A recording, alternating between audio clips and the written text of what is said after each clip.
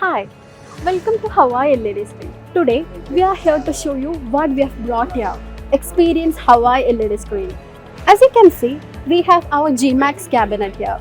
This is G-Max 3.1 indoor series and this is 3.8 outdoor series. We don't limit ourselves here. If you look into the 3.8 G-Max series, this is black LED. You can use our G-Max cabinet in the indoor as well as in the outdoor. If you want to explore more in the G-Max or if you want to explore more in the Hawaii, we have our flexible series. You can bend the cabinet and with 8 cabinets, you can make a perfect round. That is great, right? It's a cabinet. Can you believe it? You can add a straight cabinet and a quadrant cabinet together. This is our triangle cabinet. See, you all are into events and you know how much creative you want your events to get, right? So we don't limit there. We have our standee here. As you can see, it's a high resolution P1 series standee. What we have made here, see, it's a globe. It's a round. Wow, this is great. You can add your 360 contents here. You can add anything. This is like really good. This is a facade display, facade LED display.